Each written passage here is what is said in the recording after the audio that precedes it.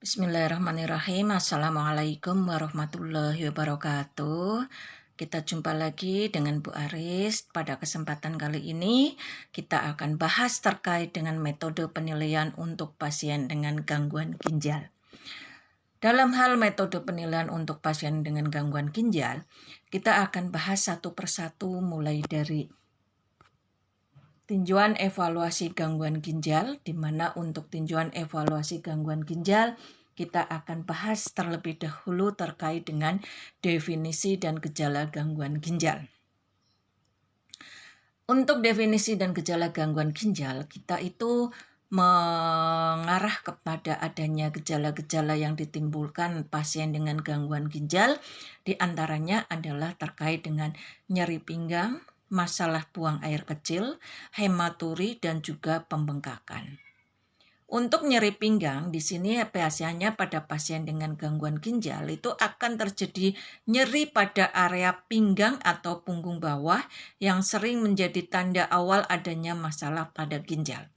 Jadi seseorang bila mengalami suatu nyeri pada area pinggang dan punggung bawah, harus kita curigai bahwa seseorang tersebut kemungkinan ada permasalahan di dalam ginjalnya.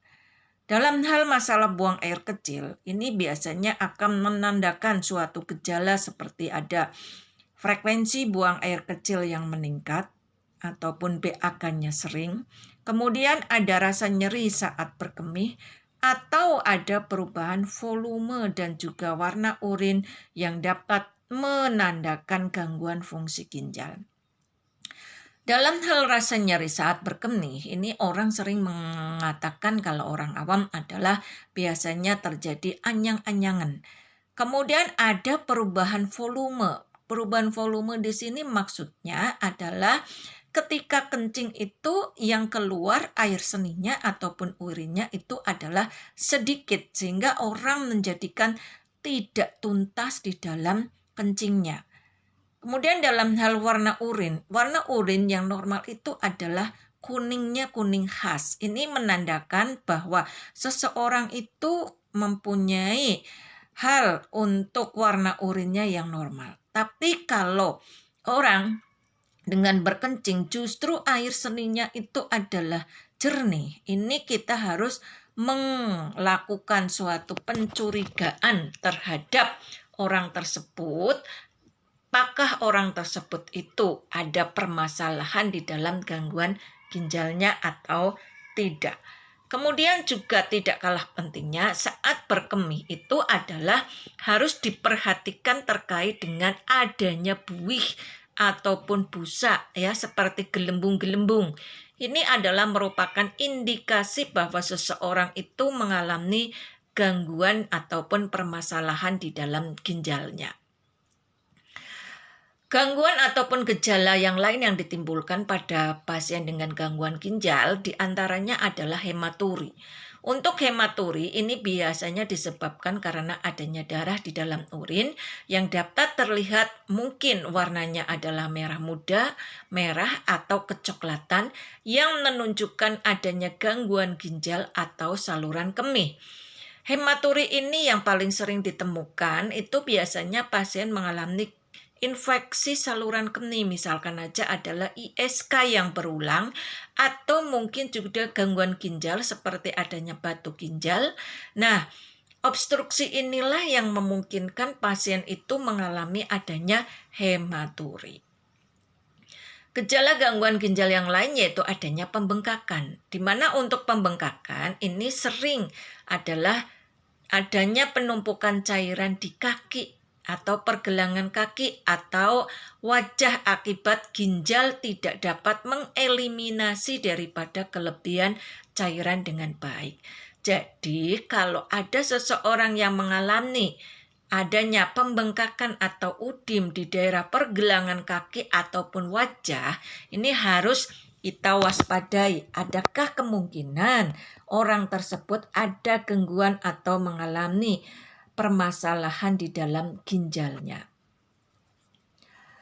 Kita pembahasan yang selanjutnya yaitu terkait dengan pentingnya deteksi dini. Untuk pentingnya deteksi dini, kita itu akan bisa melakukan karena bisa mencegah kerusakan, kemudian bisa mengelola terhadap resiko, bisa melakukan efektivitas terhadap terapi, dan juga bisa meningkatkan keseluruhan daripada kesehatannya.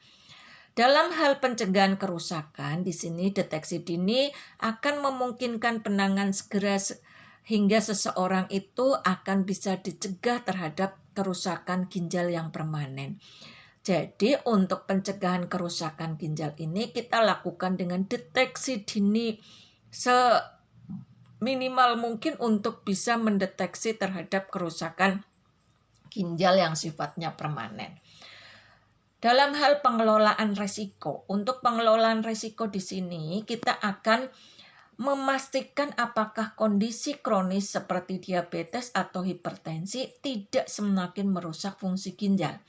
Kita ketahui bahwa pasien-pasien yang menderita diabetes ataupun hipertensi, apabila pengelolaannya tidak dilakukan dengan baik, maka akan memungkinkan seseorang itu akan rusak daripada fungsi ginjalnya. Maka oleh karena itu, hendaknya kita melakukan deteksi dini terhadap pengelolaan resiko, terutama adalah pasien dengan diabetes dan juga hipertensi. Karena untuk diabetes dan hipertensi ini kan termasuk dalam penyakit kronis yang pengobatannya adalah seumur hidup. Dalam hal efektivitas terapi, di sini diagnosa yang cepat itu akan mendukung pengobatan yang tepat dan meminimalkan perkembangan komplikasi. Jadi, di dalam efektivitas terapi ini kita akan melakukan suatu diagnosa yang cepat. Apakah pengobatan yang diberikan terutama adalah pada pasien-pasien yang kronis seperti diabetes atau hipertensi ini efektif atau tidak. Jangan-jangan malah nantinya justru berkembang ke arah adanya komplikasi. Maka oleh sebab itu deteksi dini terhadap efektivitas terapi terutama adalah pada pasien dengan diabetes ataupun hipertensi sangat diperlukan supaya untuk mencegah terjadinya komplikasi sedini mungkin. Dalam peningkatan keseluruhan kesehatan, di sini nantinya deteksi dini akan bisa mendiagnosa mengenai masalah sejak awal, memberikan kesempatan bagi pasien untuk mengambil langkah preventif atau pencegahan terkait gaya hidup dan juga perawatan. Sebagai contoh, kalau seseorang itu sudah terdiagnosis penyakit kronis seperti diabetes dan hipertensi, tentunya kalau memang itu mau melakukan suatu deteksi dini terhadap kondisi kesehatannya, makanya dia harus merubah ataupun melakukan suatu perubahan terhadap gaya hidupnya dan juga perawatannya. Supaya apa? Dengan melakukan perubahan terhadap gaya hidup dan perawatan, tentunya ini merupakan awal preventif supaya nantinya tidak terjadi suatu komplikasi akibat penyakit kronis yang diderita. Tujuan daripada evaluasi terhadap gangguan ginjal itu ada beberapa, di antaranya yang pertama adalah identifikasi penyebab. Yang kedua, penilaian kondisi ginjal. Yang ketiga, tindak lanjut terapi. Dan yang keempat adalah pencegahan komplikasi. Tujuan evaluasi terkait dengan identifikasi penyebab ini akan memastikan apakah gangguan ginjal yang disebabkan oleh faktor genetik atau keturunan, infeksi seperti adanya ISK, atau mungkin kadang kita juga tidak menyangka kalau infeksi yang lain seperti ada infeksi di daerah gigi ini juga bisa nantinya menyebabkan perluasan infeksi yang bisa mengakibatkan terjadinya gangguan pada ginjal atau infeksi-infeksi lain yang nantinya menyebar ke dalam tubuh kita yang menjadikan seseorang itu akan mengalami gangguan ginjal.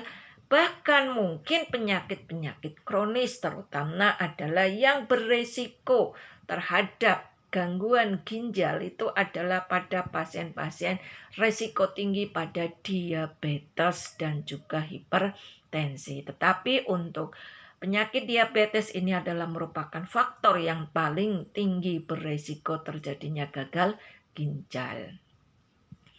Tujuan evaluasi di dalam penilaian kondisi ginjal, kita nantinya akan bisa melihat ataupun mengukur tingkat keparahan kerusakan ginjal dengan memeriksa parameter seperti kreatinin, kemudian urea ataupun GVR.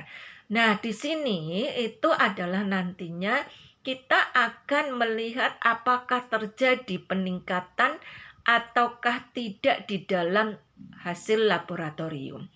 Bila hasil laboratorium terhadap 3 parameter tersebut mengalami suatu peningkatan, ini merupakan indikator bahwa seseorang itu mengalami suatu gangguan di dalam ginjalnya. Tujuan evaluasi penilaian terhadap gagal ginjal yang ketiga adalah tindak lanjut terapi. Dalam hal tindak lanjut terapi, di sini nantinya kita dapat mengontrol efektivitas pengobatan yang sedang dijalani dan melakukan penyesuaian apabila diperlukan. Nah, di sini nantinya sebagai contoh adalah seseorang yang sedang mengalami pengobatan terhadap diabetes ataupun hipertensi. Nah, ini perlu dilakukan suatu evaluasi setiap 6 bulan sekali untuk bisa melihat cek laboratoriumnya apakah pengobatannya itu efektif ataukah tidak. Selanjutnya yaitu adanya pencegahan terhadap komplikasi. Tujuannya adalah di sini mengurangi adanya resiko terjadinya gagal ginjal. Kemudian tekanan darah tinggi atau masalah kesehatan lainnya dengan adanya evaluasi yang akurat. Inilah merupakan tujuan evaluasi atau penilaian pada pasien dengan gagal ginjal, yaitu dengan dilakukan identifikasi penyebab, penilaian kondisi ginjal, tindak lanjut terapi, dan juga pencegahan komplikasi. Materi yang kedua yaitu terkait dengan evaluasi riwayat medis di dalam gangguan ginjal. Dalam hal evaluasi atau penilaian riwayat medis dalam gangguan ginjal, kita akan bisa melakukan dengan cara melakukan wawancara dengan memberikan pertanyaan berupa wawancara dengan pertanyaan utama, di mana pertanyaan dalam hal wawancara utama tersebut itu bisa dilakukan melalui wawancara dengan menanyakan terkait dengan frekuensi berkemih, yaitu dokter atau perawat atau tenaga kesehatan itu bertanya tentang seberapa sering pasien itu buang air kecil ataupun BAK, termasuk pada saat malam hari untuk mengidentifikasi kemungkinan masalah seperti poliuria atau nokturia. Jadi di sini itu kita menanyakan apakah sering berkemih atau misalkan aja pada malam hari juga terjadi sering berkemih atau yang dinamakan nokturia. Nyeri atau adanya sensasi terbakar, ini juga perlu kita tanyakan. Terkait dengan nyeri atau sensasi terbakar, ini yaitu adanya rasa sakit atau sensasi panas saat buang air kecil. Ini adalah merupakan salah satu yang menjadi indikator tanda adanya infeksi saluran kemih atau mungkin terjadi obstruksi di dalam ginjalnya. Nyeri atau sensasi terbakar kalau orang awam itu mengatakan seperti ada anyang-anyangan. Sedangkan untuk darah dalam urin, kita bisa menanyakan tentang kehadiran darah di dalam urin atau hematuri yang menjadi indikasi potensial masalah serius seperti adanya infeksi atau batu ginjal. Kita bisa tanyakan apakah ketika sedang kencing ataupun sedang buang air kecil itu di dalam urinnya ditemukan adanya darah atau tidak. Pertanyaan wawancara yang lain kita juga bisa menanyakan terkait dengan inkontinensia urin. yaitu pertanyaan tentang kebocoran urin yang membantu memahami kondisi otot kandung kemih atau saraf yang terkait. Di samping itu kita juga harus menanyakan atau melakukan wawancara terkait dengan riwayat keluarga dan juga genetiknya yang meliputi kondisi keturunan, riwayat gangguan serupa dan juga gangguan metabolik. Untuk kondisi keturunan, sebagai tenaga kesehatan, baik itu perawat atau dokter, bisa mengidentifikasi apakah ada anggota keluarga yang memiliki gangguan ginjal seperti penyakit ginjal polikistik atau gagal ginjal kronis yang disebabkan oleh orang tua ataupun keluarga, baik itu keluarga dari pihak ibu ataupun keluarga dari pihak ayah. Dalam hal riwayat gangguan serupa, untuk riwayat keluarga dan genetik, ini kita bisa menanyakan kepada riwayat keluarga dengan kondisi serupa yang membantu menentukan kemungkinan faktor genetik yang berperan dalam gangguan ginjal pasien. Sebagai contoh, misalkan aja adalah adakah di antara keluarga yang mempunyai riwayat keluarga dan genetik yang serupa, misalkan aja adanya infeksi saluran kencing atau mungkin batu ginjal, batu ureter, dan lain sebagainya yang bisa memungkinkan seseorang itu ada permasalahan karena faktor genetik yang disebabkan karena riwayat gangguan yang serupa. Untuk gangguan metabolik, di sini juga kita harus menanyakan terkait dengan informasi tentang riwayat keluarga dengan penyakit metabolik seperti diabetes atau hipertensi yang dapat menyebabkan komplikasi ginjal. Jadi dalam faktor keturunan genogramnya itu apakah ditemukan dari faktor keturunan itu adanya penyakit diabetes atau hipertensi yang dapat menyebabkan terjadinya komplikasi ginjal. Begitu juga kita harus menanyakan terkait dengan dampak pola makan dan juga gaya hidup. Nah, dalam hal dampak pola makan dan gaya hidup, ini yang perlu kita tanyakan adalah terkait dengan diet harian, aktivitas fisik, asupan cairan, dan konsumsi obat-obatan. Untuk diet harian, kita dapat melakukan suatu evaluasi makanan yang dikonsumsi. Apakah termasuk kandungan garam dan protein untuk memahami pengaruhnya terhadap fungsi ginjal pasien. Nah, untuk diet harian di sini kita menanyakan apakah orangnya itu dalam keseharian itu suka konsumsi protein tinggi, kemudian suka dengan makanan yang sifatnya asin-asin atau tidak. Kalau punya riwayat dengan setiap hari konsumsinya adalah protein tinggi dan juga konsumsi garam yang tinggi, ini memungkinkan sekali akan berpengaruh terhadap fungsi ginjal pasien. Begitu juga di dalam hal aktivitas fisik. Di sini kebugaran dan juga level aktivitas harian itu dikaji karena gaya hidup yang tidak aktif itu dapat berdampak pada kesehatan ginjal. Sekarang ini kita banyak temukan orang-orang yang mempunyai aktivitas fisiknya atau kebugaran dan level aktivitas hariannya itu kurang baik. Senangnya adalah mager ataupun malas gerak. Karena apa? Sekarang orang-orang banyak dimanjakan dengan adanya teknologi yang ada, yaitu dipegangi dengan adanya gawai atau gadget. Dengan adanya gawai atau gadget tersebut, orang-orang menjadi malas untuk bergerak ataupun mager. Hal inilah yang mengakibatkan aktivitas fisik atau kebugaran daripada seseorang dalam melakukan level aktivitas hariannya itu menjadi kurang baik. Dampak pola makan dan gaya hidup yang lain yaitu kaitannya dengan asupan cairan. Di mana untuk asupan cairan, waktu dan jenis cairan yang diminum, misalkan aja adalah terkait konsumsi kafein ataupun alkohol yang dievaluasi untuk mengidentifikasi kebiasaan yang memberatkan ginjal. Jadi, konsumsi kafein ataupun alkohol ini nantinya akan menjadikan orang itu mengalami gangguan di dalam ginjalnya. Karena ginjal akan mengalami keberatan dalam hal fungsinya untuk menjalankan tugasnya apabila asupan cairannya ke dalam tubuh yang ada pada orang tersebut atau pasien tersebut adalah sering konsumsi kafein atau alkohol. Dampak pola makan dan gaya hidup yang lain yaitu dengan adanya konsumsi obat-obatan.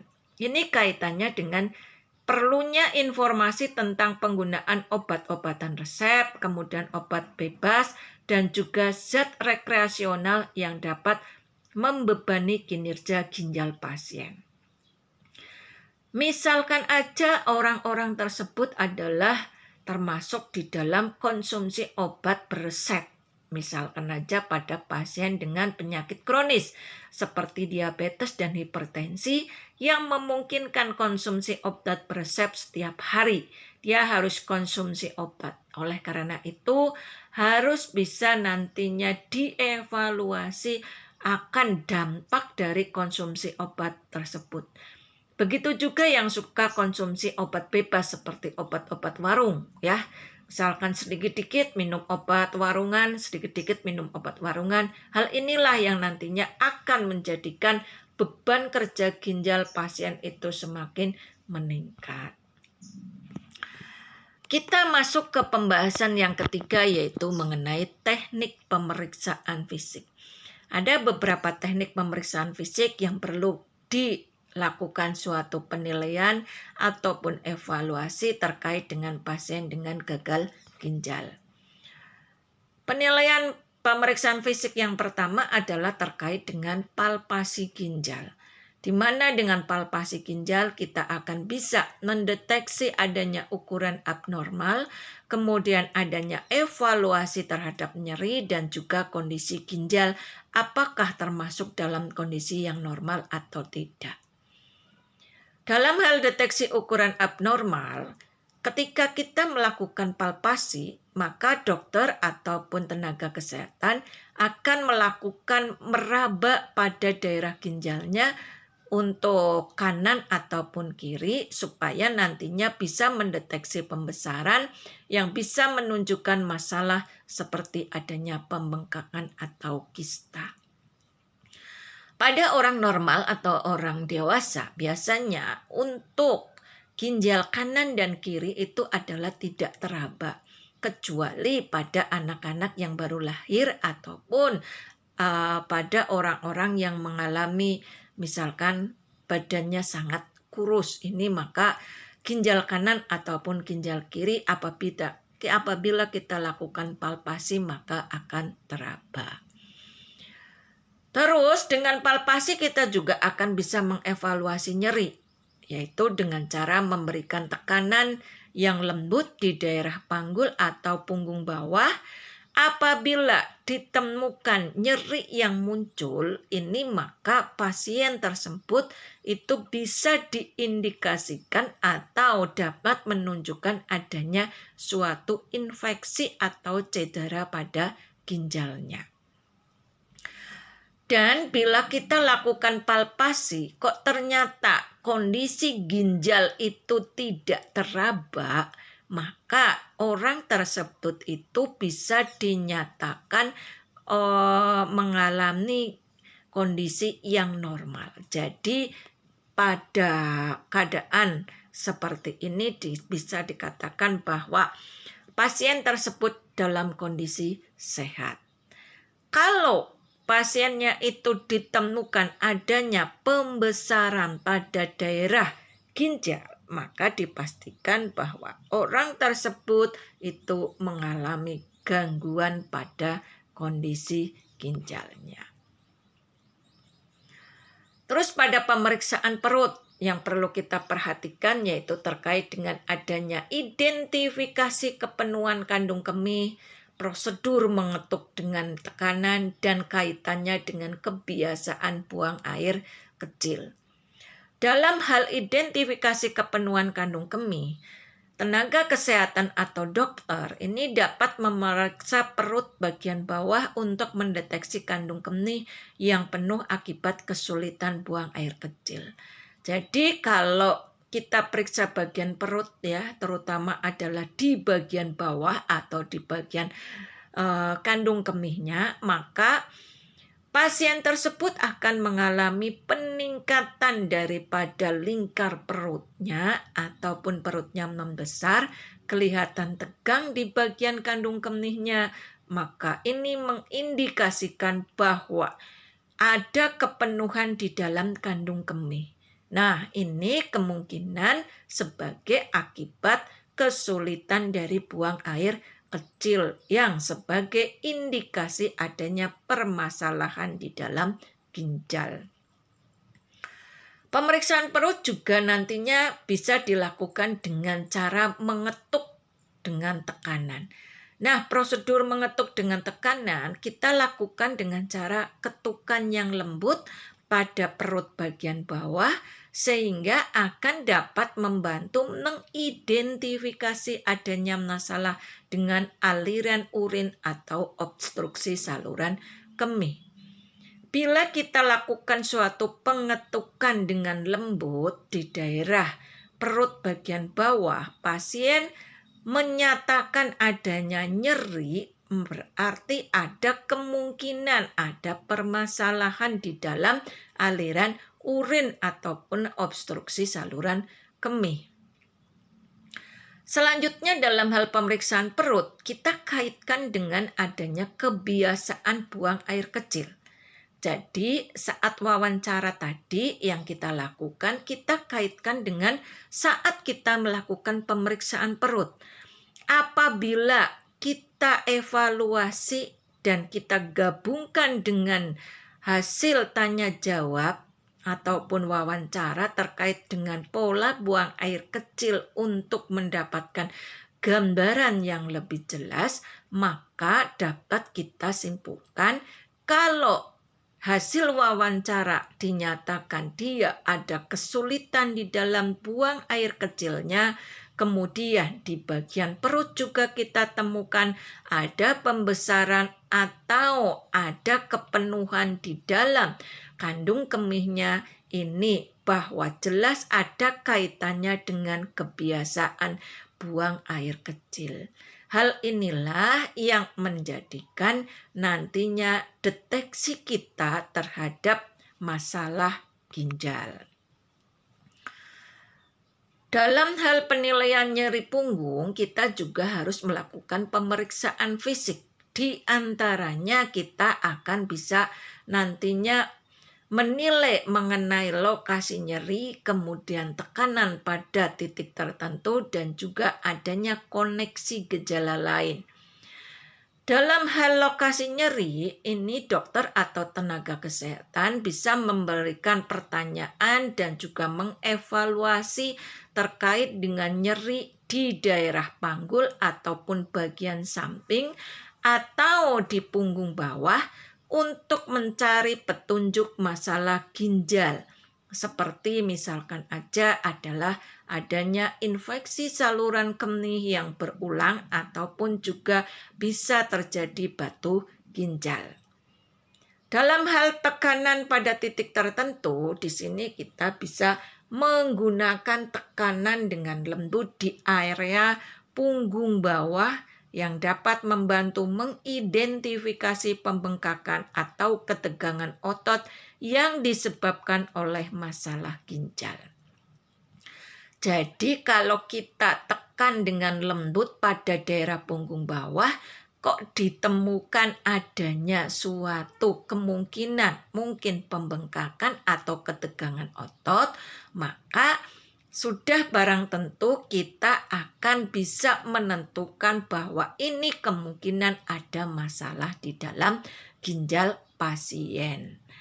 Selanjutnya untuk koneksi gejala lain.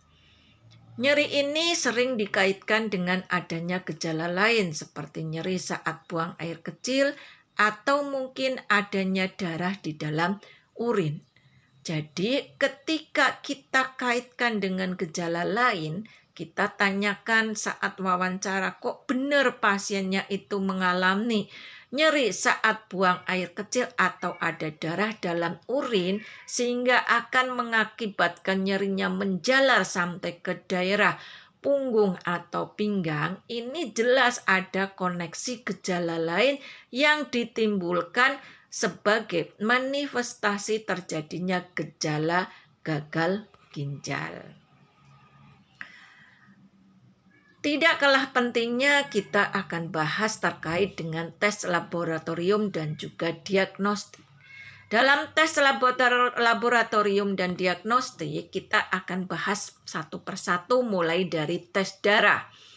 Di mana tes darah di sini biasanya akan kita tentukan dengan kreatinin, nitrogen ureon darah ataupun BUN, dan juga rasio elektrolit.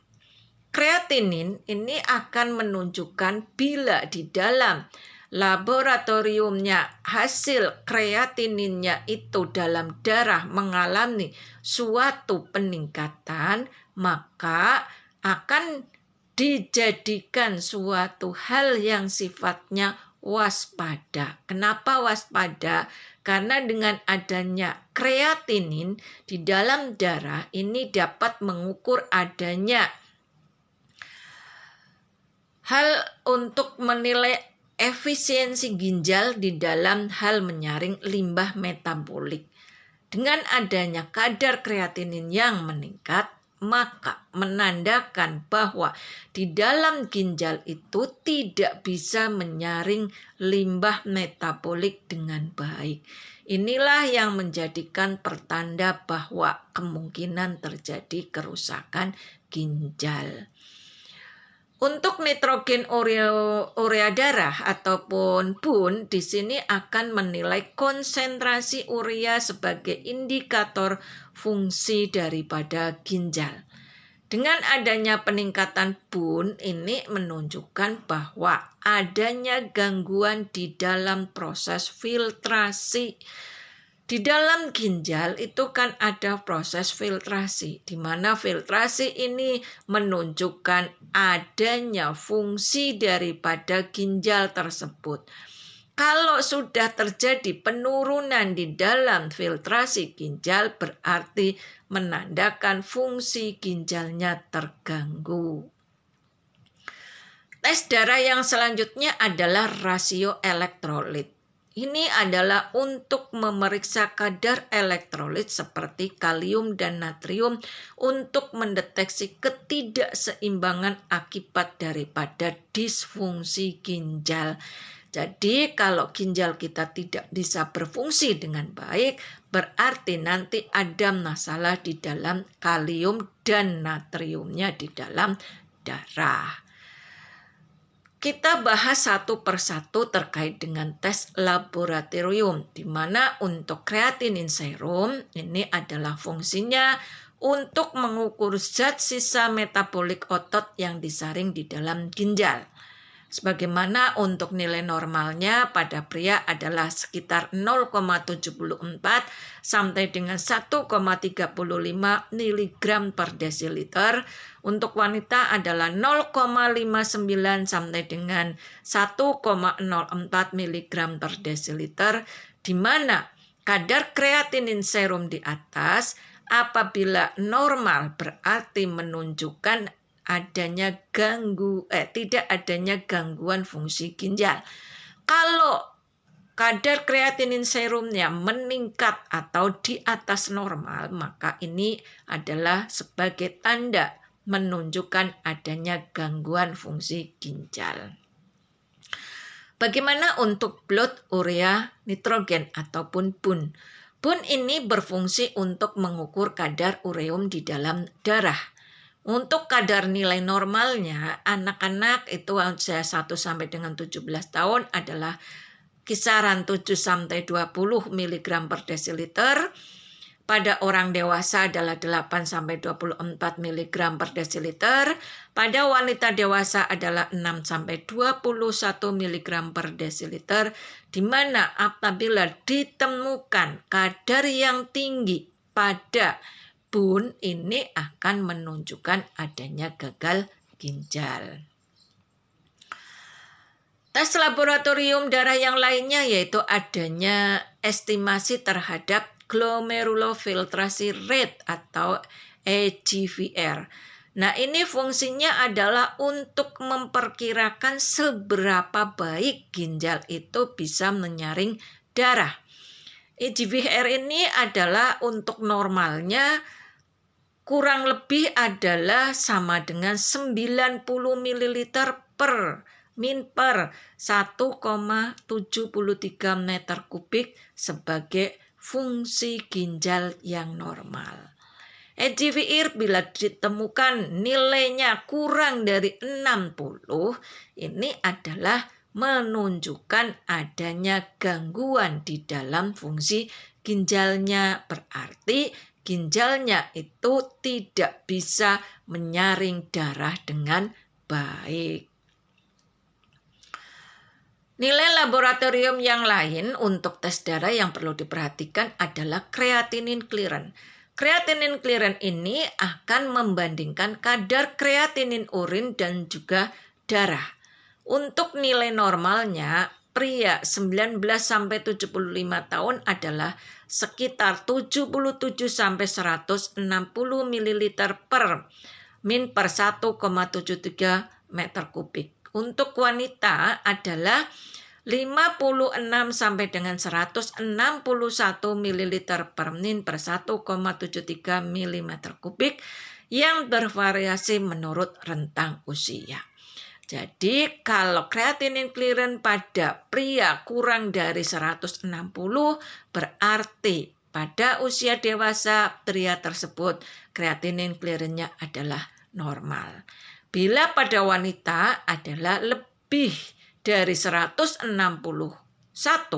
maka akan menjadikan indikasi bahwa pasien itu mengalami gangguan ginjal. Tes yang selanjutnya yaitu terkait dengan analisis urin. Untuk analisis urin ini kita bisa melakukan beberapa cara. Di antaranya adalah analisis terkait dengan protein urin, hematuri, dan juga kreatinin urin. Protein urin di sini adalah sebagai pemeriksaan kadar albumin di dalam urin untuk mengevaluasi tingkat kebocoran protein dari ginjal yang dapat mengindikasikan adanya kerusakan membran filtrasi. Jadi kalau ada protein urin yang meningkat di dalam urin, ini berarti menandakan adanya indikasi kerusakan membran filtrasi. Hematuri, adanya urin di dalam darah, ini sebagai deteksi sel darah merah di dalam urin yang menandakan kemungkinan perdarahan atau adanya peradangan di dalam ginjal yang disebabkan karena adanya infeksi. Kreatinin urin ini digunakan untuk bersama dengan tes darah kreatinin untuk menghitung laju filtrasi glomerulus atau LFG. Ini secara akurat yang akan bisa mendeteksi bila di dalam darah ditemukan kreatinin urin yang meningkat, di dalam tes darahnya, kemudian laju filtrasinya juga dalam urinnya mengalami suatu peningkatan, ini merupakan indikasi bahwa seseorang itu terkena masalah atau gangguan ginjalnya. Analisis urin. Dalam hal analisis urin, ini urinalisa lengkap, ini bisa dilakukan dengan cara pemeriksaan protein urin, kemudian hematuria, glukosa, dan juga bakteri. Secara normal, untuk kadar protein, kemudian darah, dan juga bakteri di dalam urin mestinya tidak ada atau hanya terdapat sedikit. Misalkan aja adalah positif 1. Sedangkan untuk protein dalam urin dalam 24 jam normalnya adalah kurang dari 100 mg per hari. Untuk urin albumin, ini biasanya itu kadar normalnya adalah kurang atau sama dengan 30 mg per gram. Nilai lebih dari 30 mg per gram ini sebagai tanda adanya kerusakan di dalam ginjal yang awal. Sedangkan untuk kreatinin dalam urin 24 jam pada pria itu adalah kisaran 955 sampai dengan 2936 mg per hari. Sedangkan pada wanita adalah 601 sampai dengan 1689 mg per hari. Inilah untuk analisis urin yang perlu diperhatikan atau perlu dievaluasi atau perlu dinilai terkait dengan gangguan ginjal. Untuk analisis urin lengkap, ini pemeriksaan protein urin, hematuri, glukosa, dan juga bakteri. Ini normalnya biasanya tidak ada. Urin albumin juga biasanya normalnya adalah kurang atau sama dengan 30 mg. Ini tadi Bu Aris sudah jelaskan terkait dengan analisis urin. Untuk pemeriksaan protein uri, di sini protein uri mengacu pada adanya protein di dalam urin, di mana untuk normalnya protein urin adalah kurang dari 100 mg per hari atau kurang dari 30 mg per gram pada rasio albumin kreatinin urin atau UACR. Sedangkan untuk protein yang terdeteksi pada dipstick biasanya itu memerlukan kadar protein lebih dari 300 sampai dengan 500 mg per liter untuk bisa terdeteksi. Nah, pada pemeriksaan protein uri, di sini apabila terjadi peningkatan proteinuria, ini berarti mengindikasikan adanya kerusakan pada glomeruloginjal atau saluran kemih. Penyebabnya ini bisa berbagai macam, termasuk adalah adanya preeklamsi atau adanya peningkatan tekanan darah pada saat kehamilan, kemudian ada glomerulonefritis atau radang pada glomerulonya, dan juga ada gagal jantung atau diabetes mellitus. Pemeriksaan hematuri. Hematuri ini yaitu adanya darah di dalam urin. Normalnya itu adalah kurang lebih atau sama dengan 2 eritrosit per lapang pandang atau LPP pada mikroskop hematuri dengan menggunakan mikroskopik. Biasanya nantinya akan bisa mengidentifikasi lebih besar atau sama dengan 3 eritrosit per LPP. Untuk hematuri ini bisa menjadikan ada ataupun terjadi karena adanya infeksi saluran kemih yang berulang, kemudian adanya batu ginjal, tumor, atau mungkin juga bisa trauma. Nah, trauma di sini biasanya yang paling sering adalah trauma tumpul.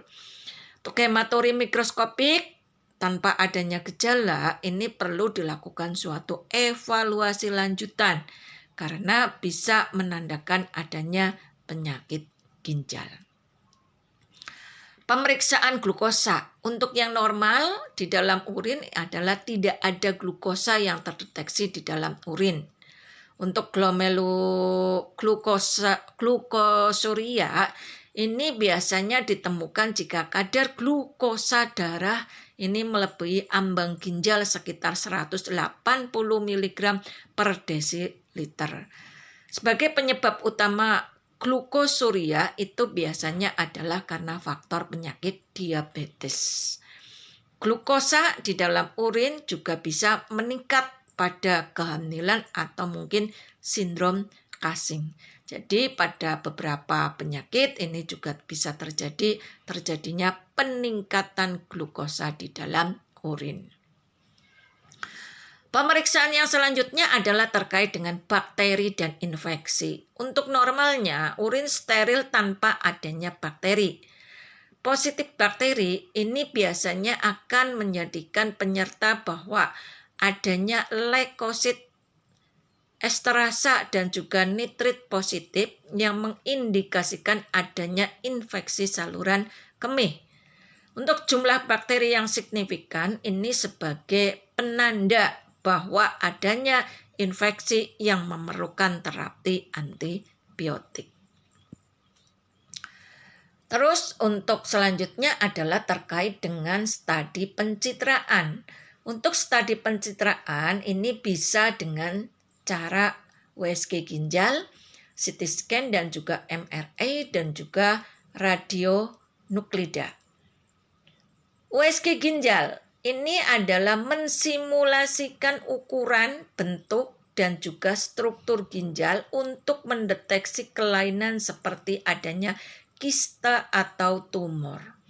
Jadi dengan kita melakukan USG pada ginjal, nantinya akan bisa mengetahui apakah dari segi ukuran, bentuk, dan juga struktur ginjalnya itu normal atau tidak. Kalau tidak ada kista atau tumor, berarti dari bentuk ukuran, kemudian strukturnya itu normal. Tetapi bila ditemukan adanya suatu kelainan, misalkan adanya kista atau tumor, maka dari segi ukuran, bentuk, dan juga struktur ginjalnya tentunya akan berbeda. Dan biasanya dari hasil USG akan ditemukan adanya pembesaran. Terus untuk studi pencitraan yang lain yaitu kaitannya dengan CT scan dan MRI. CT scan dan MRI di sini adalah menyediakan gambar rinci ginjal untuk mendeteksi obstruksi batu ginjal atau anomali struktur lainnya. Jadi kalau CT scan dan MRI di sini adalah untuk memastikan apakah di dalam ginjalnya itu ada suatu obstruksi atau penyumbatan atau tidak. Misalkan aja ditemukan adanya batu ginjal. Radionuklida. Nah, dalam hal radionuklida di sini untuk studi pencitraan biasanya sebagai pemilihan radionuklida yang dilakukan untuk mengevaluasi tingkat aliran darah ke ginjal serta fungsi filtrasi ginjal yang hilang atau terganggu. Jadi di sini nantinya akan menentukan apakah ginjal masih bisa berfungsi 100%, 90%, 80%, 70% atau kurang dari 70%. Yang nantinya tentunya semakin rendah fungsi ginjalnya itu ditemukan adanya penurunan fungsi ginjal. Misalkan aja ditemukan 70% daripada fungsi ginjalnya masih bisa berfungsi, berarti 30%-nya ginjalnya sudah mengalami kerusakan. Prosedur yang selanjutnya yang kita bahas pada pokok bahasan yang kelima adalah mengenai prosedur evaluasi lanjutan. Prosedur evaluasi lanjutan untuk menilai dari gangguan ginjal itu adalah dengan cara biopsi. Di mana biopsi di sini untuk tujuan utamanya adalah mengidentifikasi penyebab spesifik daripada kerusakan ginjal. Kemudian resiko dan manfaatnya adalah sebagai pertimbangan resiko potensi komplikasi dibandingkan dengan manfaat diagnosis yang akurat. Pemilihan pasiennya dilakukan pada pasien dengan kondisi yang tidak dapat dijelaskan melalui metode diagnostik lainnya.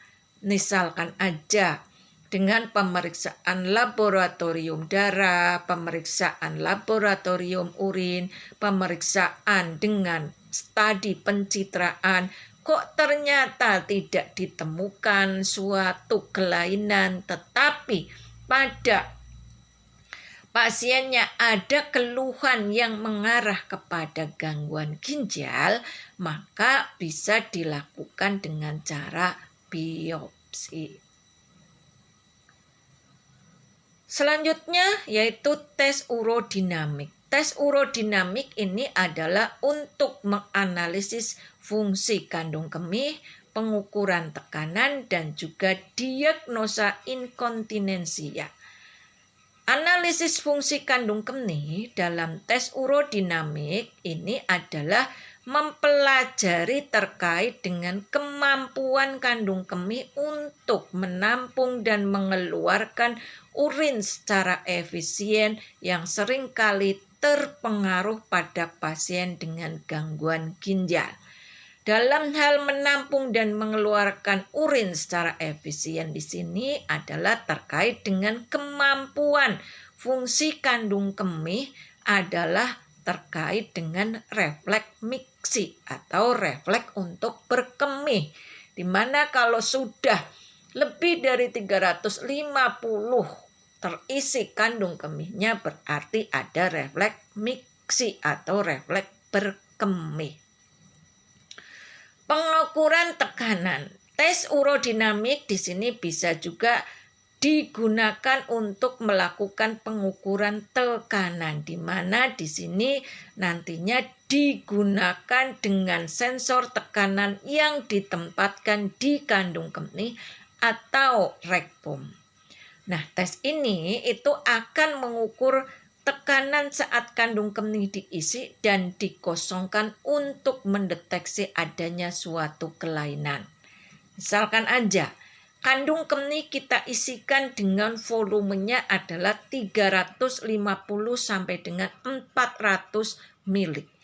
Kalau 300 sampai dengan 400 ml kandung kemih itu terisi, tetapi pasien tidak bisa untuk melakukan tindakan berkemih, berarti ini bisa mendeteksi dari kelainan di dalam hal masalah perginjalannya, atau di sini kandung kemih terisi tetapi tidak bisa dikeluarkan atau dikosongkan. Ini berarti kan pasien tidak bisa kencing. Kalau tidak bisa kencing berarti ada indikasi atau permasalahan di dalam fungsi ginjal.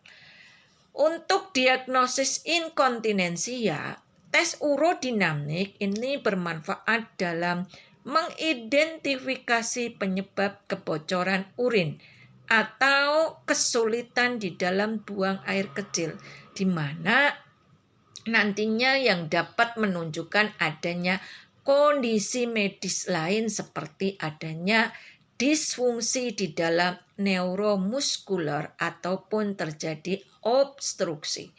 Misalkan aja adalah obstruksinya disebabkan karena adanya batu ginjal. Untuk tes urodinamik, panduan perawatannya, hasil dari tes ini akan membantu menentukan apakah pasien itu memerlukan suatu intervensi.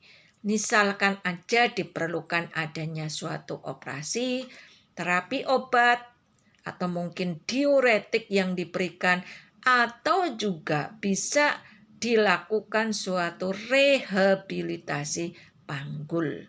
Dari tes urodinamik inilah yang nantinya akan menjadikan panduan di dalam melakukan perawatan dan penentuan di dalam intervensi terhadap pasien tersebut. Terus skintigrafi ginjal. Skintigrafi ginjal di sini adalah tujuannya untuk menilai ataupun mengevaluasi filtrasi ginjal, analisis aliran darah dan juga deteksi masalah struktural.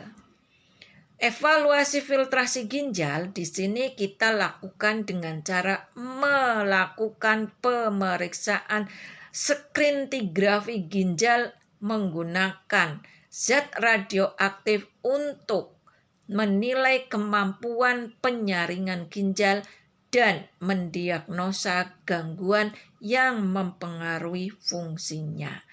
Jadi di sini nantinya evaluasi filtrasi ginjal ini nantinya bisa dilakukan untuk mendeteksi daripada kemampuan penyaringan ginjal.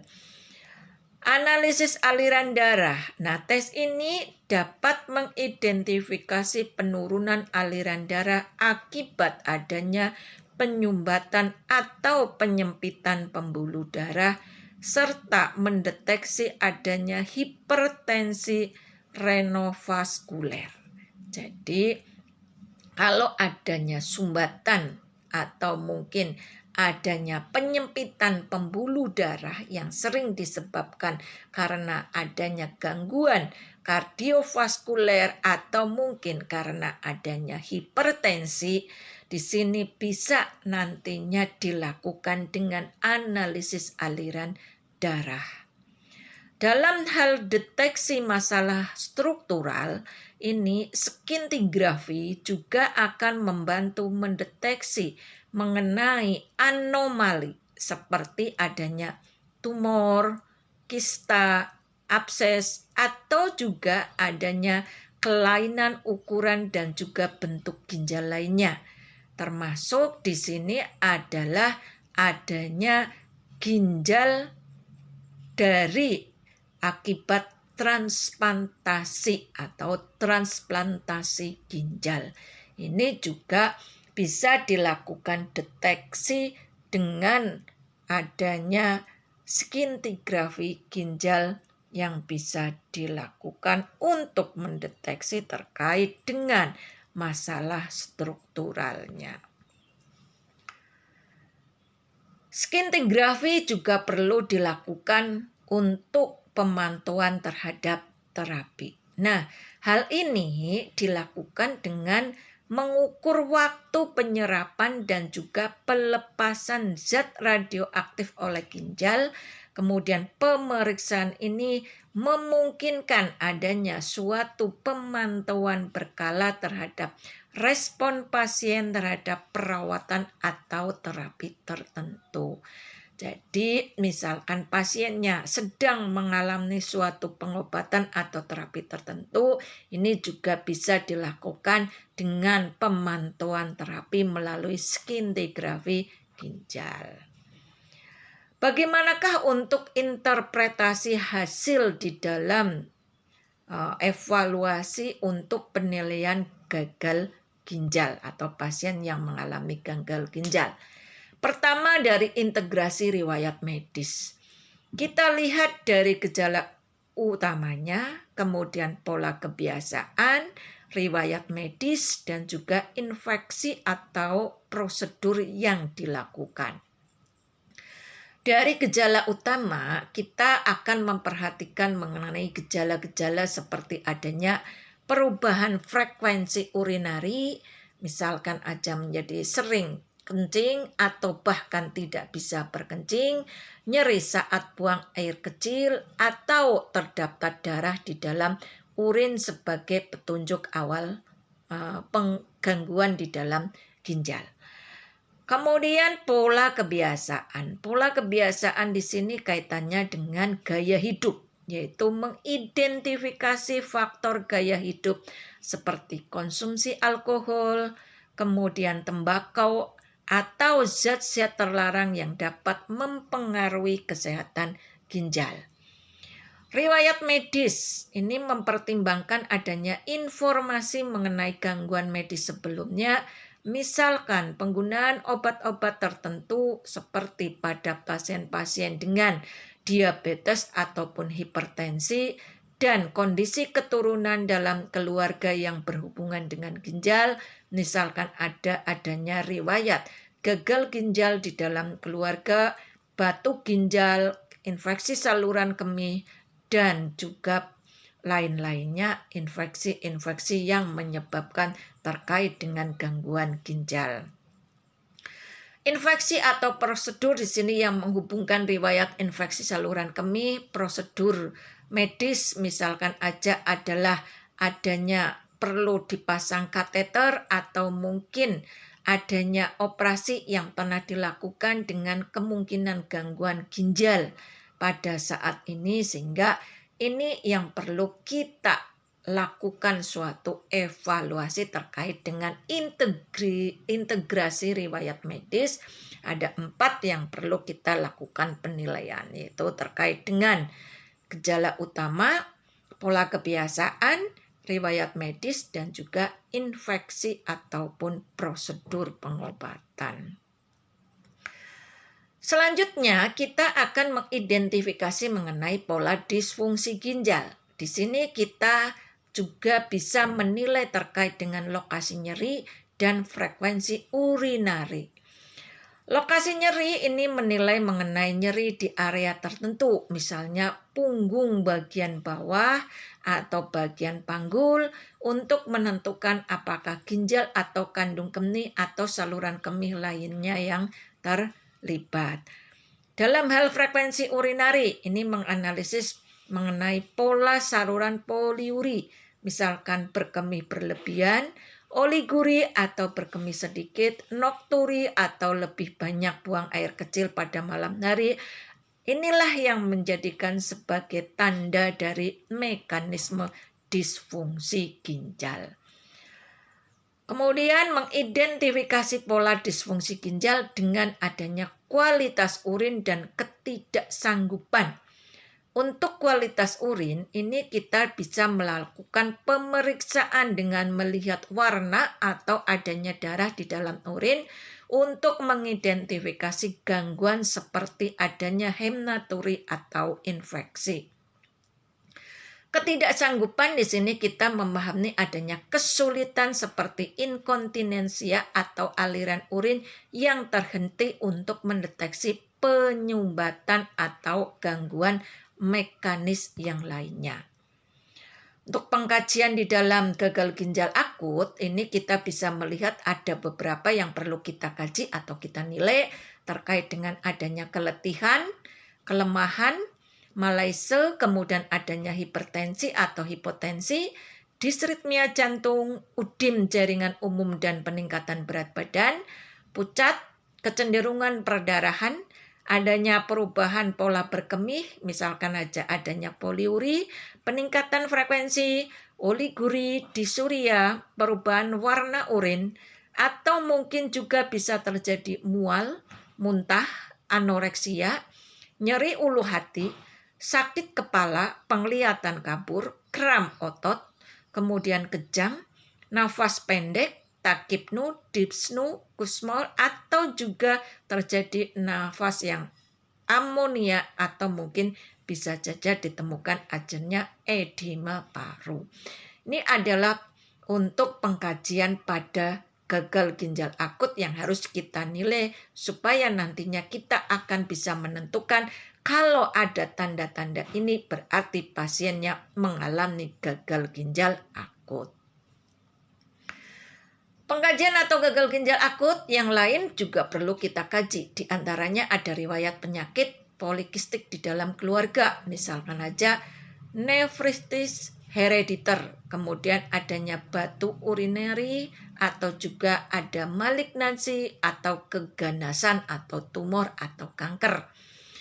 Riwayat terpajan toksin, misalkan aja adalah adanya konsumsi obat-obatan, kemudian racun lingkungan dan lain sebagainya, obat nefrotik penggunaan yang berulang atau mungkin juga dari hasil lab, di sini dari HB yang menurun, pH atau terjadi asidosis metabolik yaitu pH-nya kurang dari 7,2, bun atau kreatinin yang meningkat, kalium meningkat, pH atau kalsium dan bikarbonat yang menurun, kemudian adanya klorida, fosfat dan juga magnesium yang meningkat, adanya proteinuria, ini juga sebagai petanda ataupun evaluasi terkait dengan pasien mengalami GGA atau gagal ginjal akut.